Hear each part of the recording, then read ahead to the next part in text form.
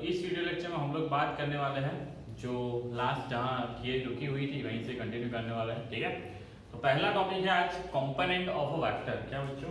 Component of a vector.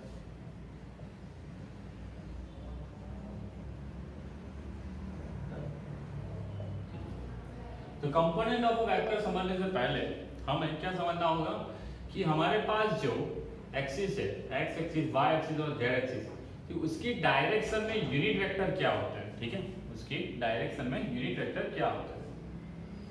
तो बच्चों मान लो मैंने ये ले लिया एक्स एक्सिस, जो वाई एक्सिस और ये जेड एक्सिस। ठीक है, तो एक्स एक्सिस की डायरेक्शन में, एक्स एक्सिस की डायरेक्शन में मुझे यूनिट वेक्टर निकालना हो तो आपको बताइए हमें उसके मैग्नीट्यूड से डिवाइड करना पड़ेगा। तो ये जो आएगा एक यूनिट वेक्टर, ये एक यूनिट वेक्टर है, उसको मैं कहूंगा आई कैप। क्या बोलूंगा? आई कैप। वैसे ही हमारे पास y एक्सिस की डायरेक्शन में जो यूनिट वेक्टर आएगा जिसका मैग्नीट्यूड क्या होगा? 1 होगा, उसको हम क्या बोलेंगे? j cap. और सेम एज हमारे पास जो z एक्सिस की डायरेक्शन में हमारे पास जो यूनिट वेक्टर आएगा उसको हम क्या बोलेंगे? k cap. ठीक है, और ऐसे ही यहाँ पे पॉइंट समझ लो, तो ये पॉइंट क्या आ जाएगा आपका? 1, 0, 0। ठीक है, ये ओरिजिन है 0, 0, 0। ठीक है, तो यहाँ से इसका लेंथ निकालोगे तो 1 यूनिट आएगा, देख लो। वैसे ही यहाँ पे ये क्या हो जाएगा? 0, 1, 0। ये पॉइंट की बात करो। ठीक है, ओरिजिन से इतना डिस्टेंस में निकालूंगा तो उसका मैग्नीट्यूड भी कितना आएगा? 1 ही आएगा, मतलब उसकी लेंथ कितनी आएगी? 1 आएगी।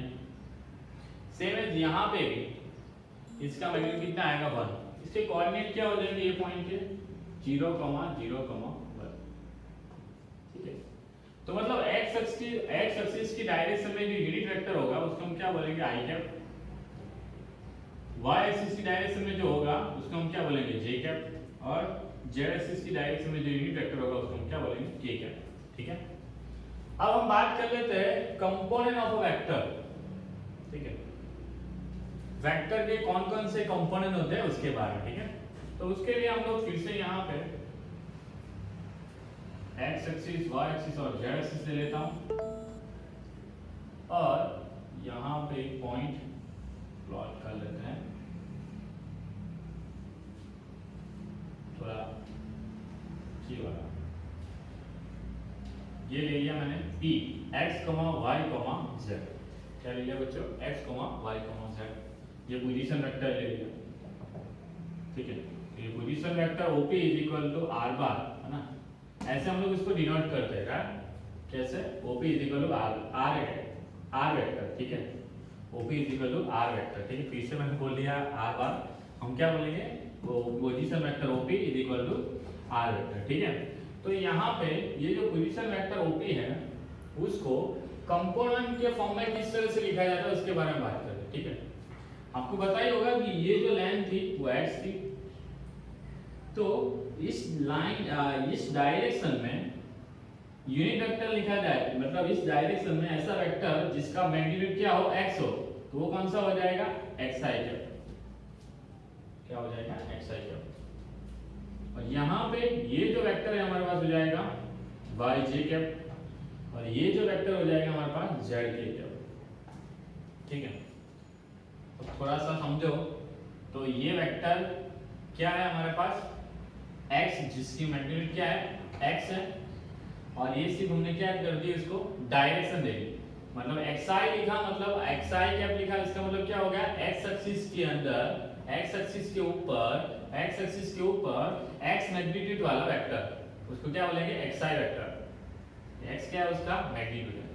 सेम एज ये yj क्या, उसका मीनिंग क्या हो जाएगा? इतना वेक्टर की लाइन कितनी है? y, उसको मैंने उसकी डायरेक्शन के साथ मल्टीप्लाई कर दिया तो yj कैप हो गया। तो ये जो yj कैप है वो क्या हमारा हो गया? y एक्सिस के अंदर y मैग्नीट्यूड वाला वेक्टर, सेम एज ये zk कैप। ठीक है, तो ये जो पोजीशन वेक्टर हमारा जो OP है x y z, उसको हम लोग कंपोनेंट फॉर्म में किस तरह से लिख पाएंगे? xi cap plus yj cap plus zk cap. हम यहाँ कैसे लिखेंगे? xi cap plus yj cap plus zk cap. ठीक है, यहाँ पे p क्या थे, उसके कोऑर्डिनेट थे x y और z, पोजीशन वेक्टर के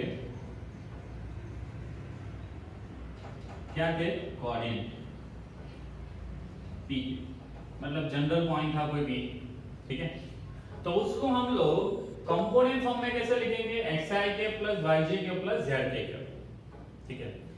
i कैप क्या है, x एक्सिस डायरेक्शन में यूनिट वेक्टर, j क्या है y एक्सिस की डायरेक्शन में यूनिट वेक्टर, z क्या है k क्या है हमारे पास z एक्सिस की डायरेक्शन में यूनिट वेक्टर। और हम लोगों ने बना दिया xi yj और z के, ये हमारे पास क्या है, x एक्सिस की डायरेक्शन में x मैग्नीट्यूड वाला वेक्टर है, y एक्सिस डायरेक्शन में y मैग्नीट्यूड वाला वेक्टर है और z एक्सिस की डायरेक्शन में z मैग्नीट्यूड वाला वेक्टर है, ठीक है। ये तीनों का कॉम्बिनेशन करेंगे तो हम लोग किस तरह से लिख पाएंगे, OP r vector xi cap plus yj cap plus z cap, ठीक है। और वहां पे हमारे पास पॉइंट जो था p इन जनरल, उसका जो इसका पोजीशन वेक्टर बनाया था वो क्या था, x, y, z, ठीक है। मतलब आप किसी भी वेक्टर को कंपोनेंट फॉर्म में लिख पाएंगे। मान लो आपको मैं कोई दे दूं पॉइंट p 1, 5, 3, इसके पोजीशन वेक्टर को कंपोनेंट फॉर्म में लिखो तो क्या हो जाएगा, OP r वेक्टर क्या आ जाएगा हमारे पास, x की वैल्यू 1 है, y की वैल्यू 5 है, z की वैल्यू 3 है, तो क्या आ जाएगा i cap plus 5j cap plus 3k cap. समझ में आ रहा है कुछ? तो ये जो i cap plus 5j cap plus 3k cap जो आ गया वो क्या हो गया, कि पॉइंट p जो था 1, 5, 3, उसका जो पोजीशन वेक्टर है OP, उसको हम लोग इस तरह से कंपोनेंट फॉर्म में रिप्रेजेंट कर सकते हैं, ठीक है। अब मैं कब का कंपोनेंट कर रहा हूं तो आपको समझ में आना चाहिए कि वो कंपोनेंट कौन सी बात कर रहा हूं, x एक्सिस की डायरेक्शन में i, y एक्सिस की डायरेक्शन में j और z एक्सिस की डायरेक्शन में k यूनिट वेक्टर है, ठीक है। तो कौन से कंपोनेंट की बात कर रहा हूं, यहां पे जो है लिखा हुआ पूरा वो, अब यहां पे दो कंपोनेंट आए हुए, कौन कौन से, जो x, y और z जो है सिर्फ मैग्नीट्यूड है ना, सिर्फ मैग्नीट्यूड है। देखो यहां पे आगे भी ऐसी फिगर बनाई थी हमने, ये x लिया था, y लिया था, z, ठीक है, याद आ रहा है कुछ? तो ये x, y, z जो है वो हमारा क्या हो जाएगा, स्केलर कंपोनेंट, क्या हो जाएगा, स्केलर कंपोनेंट, ठीक है। अब डायरेक्शन दे दी, वेक्टर फॉर्म में लिख लिया मैंने, तो xi cap yj cap plus zk cap, ये जो हो गया हमारा वेक्टर कंपोनेंट हो जाएगा, ठीक है। यहाँ पे बहुत सारी बातें याद रखने वाली है, ठीक है, तो धीरे धीरे करके सारी बातें कनेक्ट कर लेना। फिर से समझा देता हूं, i कैप, j कैप और k कैप क्या है, x एक्सिस, y एक्सिस और z एक्सिस की डायरेक्शन में यूनिट वेक्टर हमारे, कौन से वेक्टर है, यूनिट वेक्टर, ऐसे वेक्टर जिसका मैग्नीट्यूड क्या होता है 1, ठीक है। उसके बाद हम लोगों ने कोई पोजीशन वेक्टर लिया OP जिसके कोऑर्डिनेट थे x, y, z, जो हमें पता था कि OP r वेक्टर के साथ डिनोट होता है, ठीक है। लेकिन किस तरह से लिखा जाता है कंपोनेंट फॉर्म में वो अभी बताया मैंने, कैसे लिखा जाता है, xi plus yj plus zk, ठीक है। और यहाँ पे x, y और z जो है हमारे क्या हो जाएंगे, scalar component, xi cap plus yj cap, xi cap, yj cap और zk कैप जो है हमारे कौन से हो जाएंगे, वेक्टर कंपोनेंट, कौन से हो जाएंगे, वेक्टर कंपोनेंट, ठीक है। मैंने यहाँ पे एक पोजीशन वेक्टर लिखा हुआ है, तो उसके स्केलर कंपोनेंट पूछूं तो आप क्या बोल लोगे, 1, 5 और 3, क्या बोल लोगे, 1, 5 और 3, वो उसके क्या है, स्केलर कंपोनेंट है, ठीक है। और वेक्टर कंपोनेंट बोलो तो क्या आ जाएगा, 1k कैप, 5j कैप और ये 3k कैप, ठीक है। तो वो हमारे क्या हो जाएंगे, वेक्टर कंपोनेंट, ठीक है। तो आई होप बच्चों कि यहाँ पे कंपोनेंट ऑफ वेक्टर आपको टोटली समझ में आ गया होगा, ठीक है। अब हम बात कर लेते हैं इसी प्रॉपर्टी की, मतलब कंपोनेंट फॉर्म में जब लिखा जाता है तब वेक्टर के बीच में एडिशन, सब्ट्रैक्शन और किसी स्केलर के साथ उसका मल्टीप्लिकेशन कैसे किया जाता है उसके बारे में देख लेते हैं, ठीक है। तो बच्चों हम लोग क्या बात कर रहे थे कि जब भी आपका वेक्टर कंपोनेंट फॉर्म में दे रखा होगा तब उनके बीच में एडिशन और सब्ट्रैक्शन कैसे करेंगे उसकी बात कर रहे थे, ठीक है। मान लो हमारे पास एक वेक्टर है, एक a वेक्टर ले लिया एंड दूसरा b वेक्टर ले लिया, ठीक है। a वेक्टर में ले लेता हूं x1 i cap plus y1 j cap plus z1 k cap, और बी वेक्टर ले लेता हूँ x2 i के प्लस y2 j के प्लस z2 k के। ठीक है, जब भी आपको इन दोनों के बीच में एडिशन और सब्ट्रैक्शन करना होगा तो किस तरह से होगा, तो i के वाले का साथ i के वाले का, j के वाले का साथ j के वाले का और z k के वाले का साथ k के वाले का एडिशन और सब्ट्रैक्शन करना पड़ेगा आपको। तो x1 प्लस x2 i के मैं ऐसा लिख सकता हूँ प्लस और माइनस। आप नहीं समझे हो तो फिर से समझा देता हूँ। क्या कर लेंगे, x1i plus y1j plus z1k है। ठीक है, उन दोनों के बीच में प्लस और माइनस करना है इसके साथ। ओके, z2k है। ठीक है, तो मैंने क्या बोला, i के वाले के साथ ही एडिशन सब्ट्रैक्शन करना है, j के वाले के साथ और k के वाले के साथ। ठीक है, तो इजीली याद रह जाएगा। तो क्या हो जाएगा, x1 प्लस और माइनस x2 i के प्लस y1 प्लस और माइनस y2 j के प्लस z1 प्लस और माइनस z2 k के। ठीक है, तो ये हमारा हो गया a vector plus b vector. कब, जब आपका कंपोनेंट फॉर्म में दे रखा हो, किसमें दे रखा हो बच्चों, कंपोनेंट फॉर्म में दे रखा होगा, तो तब इस तरह से एडिशन आपको करना होगा। ठीक है, ओके, तो ये एडिशन की बात हो गई और सब्ट्रैक्शन भी आपका आ गया। मान लो किसी स्केलर के साथ मल्टीप्लाई किया हो, हमारा ये वेक्टर यही ले लेता हूं मैं, x1i cap plus y1j cap plus z1k cap. ठीक है, मैं यहाँ पे कोई कांस्टेंट नंबर के साथ पूरे वेक्टर को मल्टीप्लाई करता हूँ। मान लो m के साथ मल्टीप्लाई करो, तो m ये वेक्टर इज इक्वल टू क्या लिख पाएंगे, m x1i cap plus m y1j cap plus m z1k cap, मतलब सभी कंपोनेंट के साथ वो मल्टीप्लाई होगा। ठीक है, तो यहाँ पे देखा जाए तो हम लोगों ने x कंपोनेंट का x कंपोनेंट के साथ एडिशन किया, y कंपोनेंट का y कंपोनेंट के साथ और z कंपोनेंट का z कंपोनेंट के साथ। ठीक है, तो यहाँ पे जब भी कंपोनेंट फॉर्म में इस तरह से वेक्टर दे रखा जो होगा, तब आप लोग को इस तरह से ही एडिशन और सब्ट्रैक्शन करना होगा। ठीक है, और किसी कांस्टेंट नंबर के साथ मल्टीप्लाई करते हैं तो हम लोग पूरे x, y और z कंपोनेंट के साथ हम लोग क्या कर लेंगे, मल्टीप्लाई कर लेंगे। ठीक है, ये तो बात होगी एडिशन और सब्ट्रैक्शन और मल्टीप्लिकेशन की। ठीक है, हम बात करते हैं अब दो वेक्टर इक्वल कब होंगे। वो तो हमें पता है, जब उसका मैग्नीट्यूड सेम होता है। तब क्या सेम होता है, मैग्नीट्यूड और डायरेक्शन सेम होती है, तब उसको इक्वल बोलते हैं, राइट। लेकिन जब भी कंपोनेंट फॉर्म में दे रखे होंगे तब इक्वल कब बोलेंगे। तो यही दोनों वेक्टर की बात करूं तो मान लो ए वेक्टर और बी वेक्टर दोनों इक्वल हो गए, तो क्या हो जाएगा, उसके रिस्पेक्टिवली x एक्सिस का कंपोनेंट, y एक्सिस का कंपोनेंट और z एक्सिस का कंपोनेंट क्या होना चाहिए, सेम होना चाहिए। तो a वेक्टर और b वेक्टर सेम होंगे तो हम लोग क्या लिख पाएंगे, यहाँ पे x1 इक्वल टू x2 होना चाहिए, y1 इक्वल टू y2 होना चाहिए और z1 इक्वल टू क्या होना चाहिए, z2। ठीक है, समझ में आ रहा है कुछ।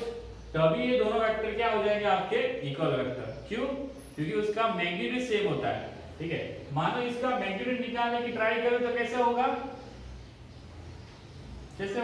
थोड़ा याद कीजिए। OP वेक्टर का मैग्नीट्यूड हमने निकाला था, R वेक्टर याद आ रहा है कुछ, कैसे निकाला था, R is equal to under root x square plus y square plus z square कर दिया था। मतलब उसके रिस्पेक्टिवली स्केलर कंपोनेंट जो है उसका स्क्वायर का सम किया था। और OP वेक्टर कैसा लिखता था, OP vector is equal to xi cap yj cap plus zk cap. ठीक है, तो आप देख सकते हो उसकी जो स्केलर कंपोनेंट है उसके स्क्वायर का सम कर दिया था और उसका अंडर रूट, तो हमारे पास क्या मिल गया था, R वेक्टर का मैग्नीट्यूड। तो हम लोग इस वेक्टर का मैग्नीट्यूड की बात करें, ये कंपोनेंट फॉर्म में है, तो इसका मैग्नीट्यूड क्या आ जाएगा, magnitude of A vector is equal to under root x1 का स्क्वायर प्लस y1 का स्क्वायर प्लस z1 का स्क्वायर। समझ में आ रहा है। और तीसरी चीज क्या है यहाँ पे, दूसरा B वेक्टर, उसका मैग्नीट्यूड की बात करें तो क्या हो जाएगा, x2 का स्क्वायर y2 का स्क्वायर और z2 का स्क्वायर। ठीक है, अब ये दोनों मैग्नीट्यूड कब इक्वल होंगे, जो respectively x1 x2 y1 y2 और z1 z2 इक्वल होंगे तब। समझ में आ रहा है। आई होप बच्चों की ये टॉपिक आपको समझ में आ गया होगा। ठीक है, अब थोड़ा आगे चलते हैं इसके बारे में। इसके बारे में यही कंपोनेंट फॉर्म में होगा कोई वेक्टर, तब उसका यूनिट वेक्टर कैसे निकालेंगे। हम लोगों ने बात तो की थियरिकली, कैसे कि कोई भी वेक्टर होता है ना, उसको मैग्नीट्यूड से डिवाइड कर लो तो ये जो वेक्टर आया छोटा सा वो उसकी डायरेक्शन में यूनिट वेक्टर आ गया। किसकी डायरेक्शन में? मान लो ये वेक्टर है तो ये छोटा सा जो वेक्टर आया वो हमारा यूनिट वेक्टर हो जाएगा। कौन सा? A cap. और ये जो ए कैप यूनिट वेक्टर है वो किसकी डायरेक्शन में है? ए वेक्टर की डायरेक्शन में। जो ए कैप जो यूनिट वेक्टर आया वो किसकी डायरेक्शन में? देख लो, ए वेक्टर की डायरेक्शन में। ठीक है, तो वो तो हम लोग थियोरिकल बात की थी कि भाई ए वेक्टर को उसके मैग्नीट्यूड से डिवाइड कर लो तो हमारे पास क्या आ जाएगा? Unit vector, right. लेकिन हम एक्चुअल में हम लोग जब कंपोनेंट फॉर्म में दे रखा होगा तो कैलकुलेशन कैसे करनी है, किस तरह से सिंपलीफाई करना है, उसके बारे में देख लेते हैं। ठीक है, किसी भी वेक्टर का यूनिट वेक्टर हम लोग कैसे निकालते हैं वो कैलकुलेशन देखने वाले हैं। ठीक है, मान लो हमारे पास एक वेक्टर है ए वेक्टर, उसके कंपोनेंट फॉर्म में लिखो तो xi कैप, yj कैप और zk कैप लिख सकता हूं। यूनिट वेक्टर का हम लोगों ने फॉर्मूला बताया था कि a cap is equal to उसी वेक्टर को उसके मैग्नीट्यूड से डिवाइड कर लो तो हमें क्या मिल जाएगा? उसका यूनिट वेक्टर। तो कर लेते हैं भाई साहब, तो ये xi yj और zk वो वेक्टर लिख दिया मैंने। अब उसको उसके मैग्नीट्यूड से डिवाइड कर लेते हैं। इसका मैग्नीट्यूड क्या आएगा? आपको पता है, जो सभी बताया मैंने, x² plus y² plus z²। ठीक है, तो ये वाला जो पार्ट बना आपका, बस उसको थोड़ा और सिंपलीफाई करते हैं। ध्यान से देखना, x upon under x² plus y² plus z², ये नंबर इसके नीचे दे दिया, i cap plus y upon under x² plus y² plus z², j cap plus z upon under x² plus y² plus z² के। तो ये जो आंसर देगा हमें वो क्या दे देगा? ए वेक्टर। मान लो ये रहा हमारा ए वेक्टर, उसकी डायरेक्शन में क्या? उसकी डायरेक्शन में हमें यूनिट वेक्टर दे देगा। ए वेक्टर की डायरेक्शन में हमें यूनिट वेक्टर दे देगा, या फिर ऐसा बोल सकते हो ए वेक्टर का हमें क्या मिल जाएगा? यूनिट वेक्टर मिल जाएगा। क्या मिल जाएगा? Unit vector. ठीक है, एक एग्जांपल उठा लेते हैं। मान लो क्वेश्चन में लेता हूं कि A vector is equal to 1i cap, 2j cap और 3k कैप है हमारे पास। उसका यूनिट वेक्टर निकालना है हमारे को, तो ये क्या इक्वल क्या ले लेंगे? ए वेक्टर डिवाइडेड उसका मैग्नीट्यूड। ठीक है, तो ये रहा हमारा वेक्टर और इसका मैग्नीट्यूड की बात करें तो सभी, देखो सभी कौन से कंपोनेंट हमारे पास? उसके देखो ध्यान से, स्केलर कंपोनेंट का स्क्वायर का एडिशन कर लो तो 1 प्लस 4 प्लस 9, तो हमारे पास क्या आ जाएगा? 1i 2j और ये 3k, ये हो जाएगा 14।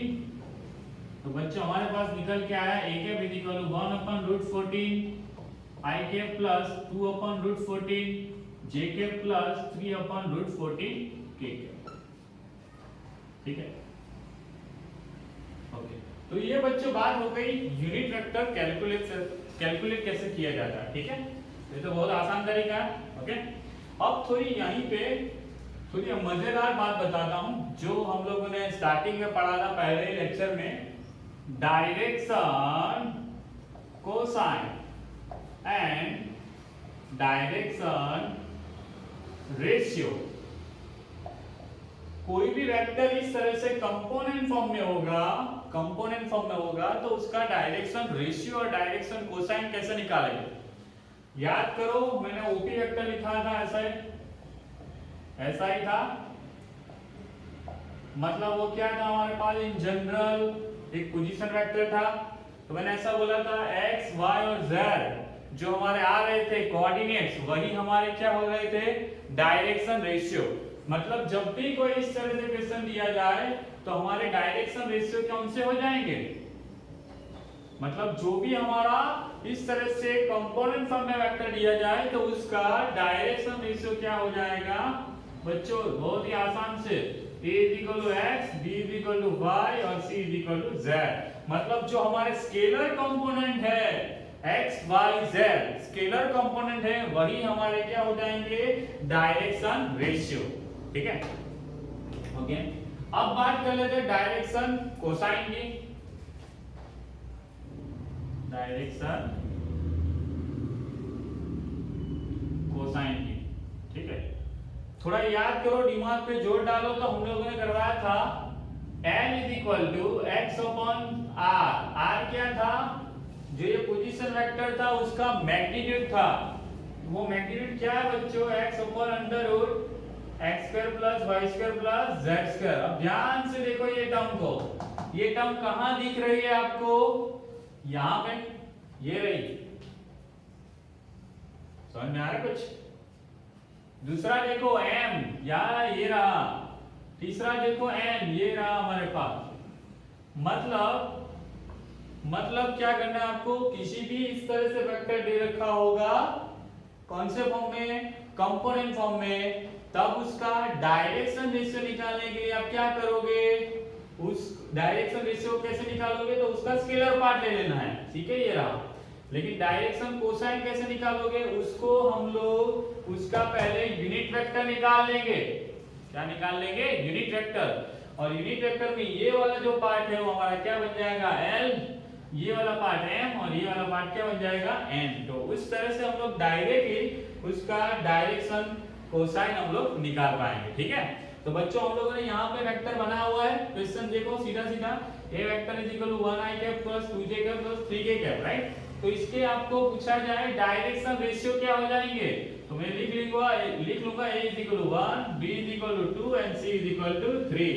ये हमारे क्या हो गए? Direction ratio. अब बात करते हैं डायरेक्शन कोसाइन की। तो मैंने बोला उसको क्या करना, पहले यूनिट वेक्टर में कन्वर्ट करना है, और ये वाले जो पार्ट है हमारे पास क्या हो जाएंगे? Direction cosine. तो हमारे पास L कितना आ रहा है? देखो यहाँ पे यूनिट वेक्टर में कन्वर्ट किया हुआ है ऑलरेडी। तो क्या आएगा? 1/√40 n इज इक्वल टू 2/√40, और n इज इक्वल टू क्या आ जाएगा? n इज इक्वल टू 3/√40, ठीक है। तो ये बच्चों हमारे पास क्या हो गया? Direction cosine. ध्यान से फिर से बोलता हूं, किसी भी कंपोनेंट फॉर्म में दे रखे वेक्टर का डायरेक्शन कोसाइन निकालना हो तो वेक्टर को यूनिट वेक्टर में कन्वर्ट करना पड़ेगा, और यूनिट वेक्टर में कन्वर्ट करने के बाद ये जो i कैप के साथ हमारे पास जो, और j कैप और k कैप के पास जो स्केलर कंपोनेंट है वही हमारे क्या हो जाएंगे? Direction cosine. और जो कंपोनेंट फॉर्म में लिखा हुआ था उसके पास जो हमारे पास जो स्केलर कंपोनेंट है वही हमारे क्या हो जाएंगे? Direction ratio. तो बहुत ही आसान है, और सिंप्लीफाई करने में भी कोई दिक्कत होगी नहीं, ठीक है। आराम से आप उसको सॉल्व कर सकते हो, ठीक है, ओके। किसी भी वेक्टर की बात की मैंने यहाँ पर, ठीक है। अब किसी के दिमाग में ऐसा भी बेल बजता होगा कि सर ये यूनिट वेक्टर के ही आपको डायरेक्शन रेशियो बताने हो तो क्या हो जाएंगे, और डायरेक्शन कोसाइन क्या हो जाएंगे? ध्यान से सुनना मेरी बात, क्या बोल रहा हूं मैं कि यूनिट वेक्टर के ही डायरेक्शन कोसाइन और डायरेक्शन रेशियो की बात करूं तो क्या होंगे? सोचो थोड़ा।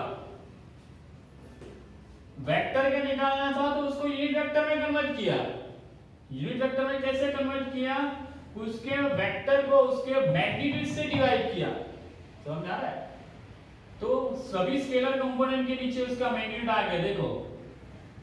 तो हमारे पास क्या आ गया? उसका डायरेक्शन कोसाइन आ गया। अब ध्यान से सुनना कि यूनिट वेक्टर की बात करो तो यूनिट वेक्टर में उसकी डायरेक्शन रेशियो और डायरेक्शन कोसाइन क्या होंगे? डायरेक्शन रेशियो और डायरेक्शन कोसाइन इक्वल हो जाएंगे। क्या हो जाएंगे बच्चों? इक्वल। अब वो कैसे? आगे भी बोला है कि यूनिट वेक्टर जो होता है उसका मैग्नीट्यूड क्या होता है? 1। देख लो, इसको मैग्नीट्यूड निकालने की ट्राई करना आप लोग, इसका मैग्नीट्यूड ऑलवेज 1 ही आएगा, ठीक है। अब ये वेक्टर हमारा यूनिट वेक्टर है।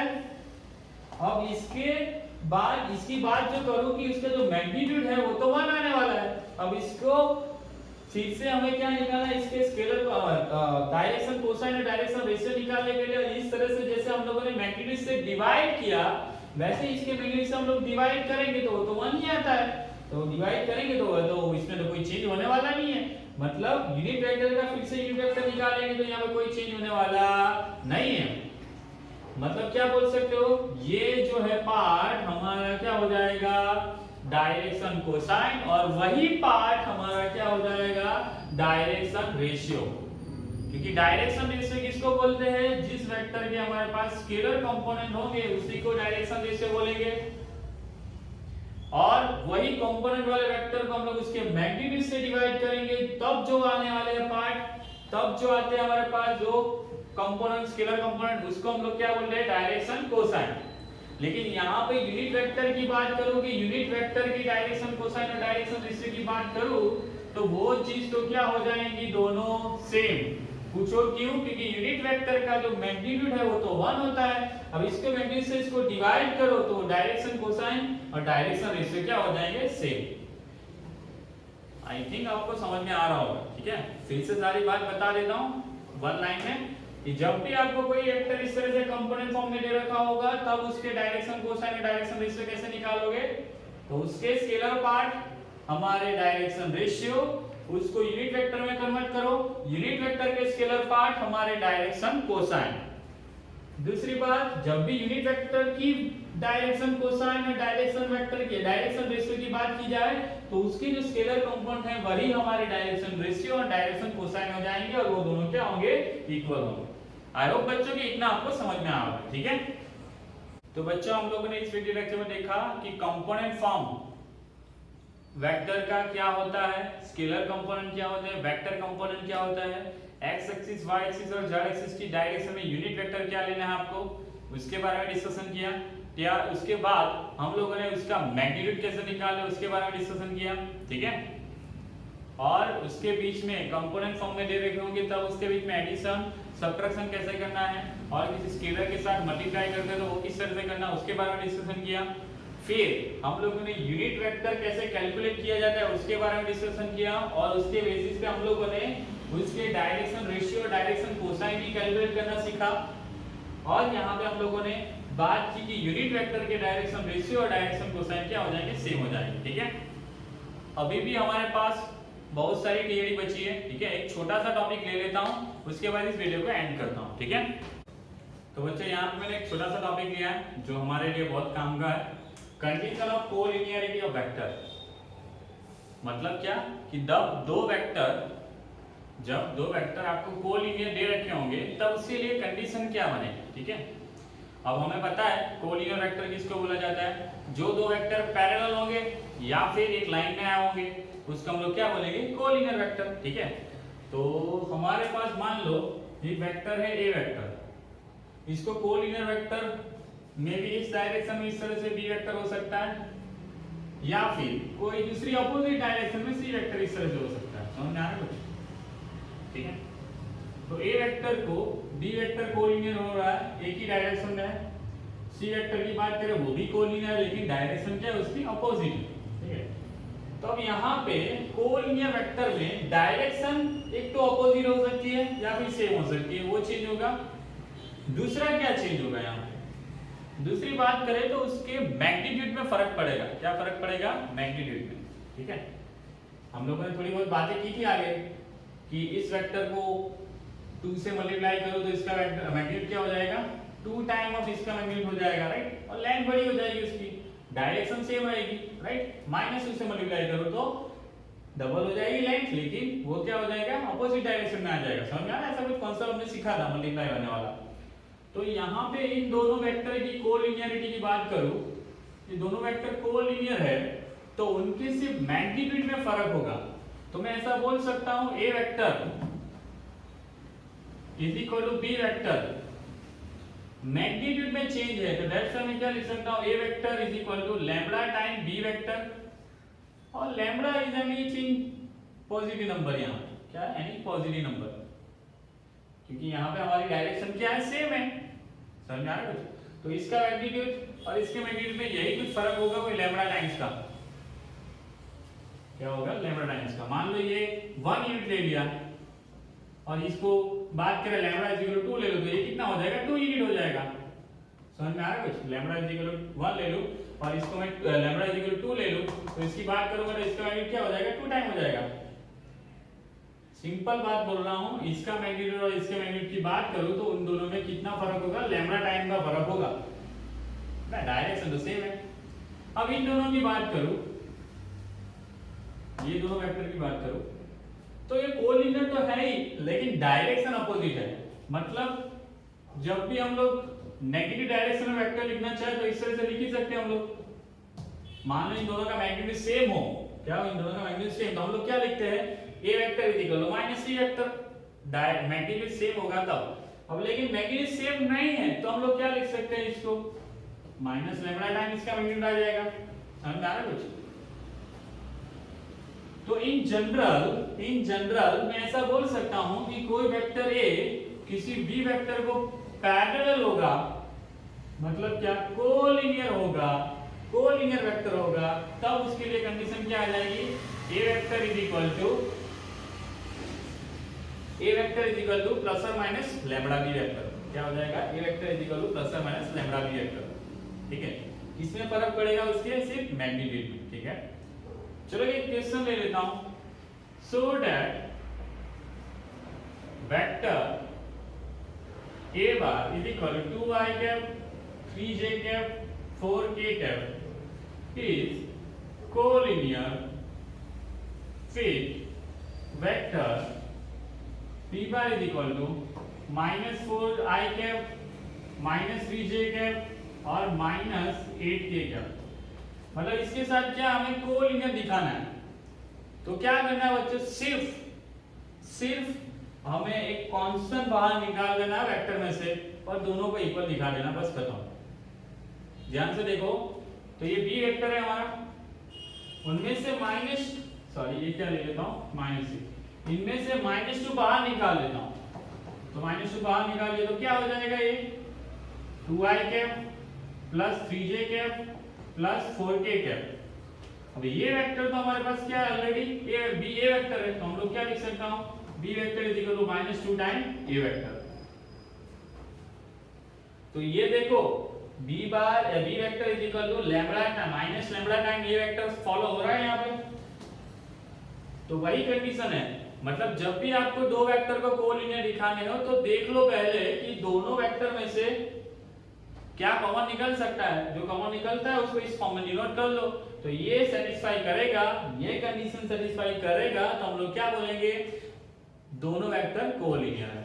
ठीक है, फिर से बोल लेता हूं, दोनों वेक्टर कोलिनियर होने के लिए मान लो सेम डायरेक्शन होगी तो मैग्नीट्यूड में लैम्डा टाइम का फर्क पड़ेगा, अपोजिट डायरेक्शन होगी तो मैग्नीट्यूड में माइनस लैम्डा टाइम का फर्क पड़ेगा। तो दोनों को कंबाइन कर लेते हैं तो कोई भी वेक्टर कोलिनियर होने के लिए क्या होना चाहिए कि a vector is equal to plus और minus lambda time b vector. समझ में आ रहा है, सिर्फ मैग्नीट्यूड में फर्क पड़ने वाला है। तो मैंने यहाँ पे एग्जांपल भी समझाया आपको कि ये दोनों वेक्टर देख लो, b vector is equal to -2 time a vector, तो इसको देख के हम लोग क्या बोल सकते हैं कि ये दोनों वेक्टर क्या है, कोलिनियर। ठीक है, आई होप यहाँ पे आपको ये कोलिनियरिटी वाला आपको समझ में आया होगा। ठीक है, तो अभी भी बहुत सारी थियरी बाकी है कि 2 पॉइंट में से पास होता वेक्टर फाइंड आउट करो। ठीक है, उसका direction ratio, direction angle find out करो, सेक्शन फॉर्मूला फाइंड आउट करो उसका। ठीक है, तो मिड पॉइंट फॉर्मूला, बहुत सारी थियरी है, तो उसको हम लोग नेक्स्ट वीडियो लेक्चर में कंक्लूड करेंगे। ठीक है, तो मिलते हैं नेक्स्ट वीडियो लेक्चर में। Thank you very much.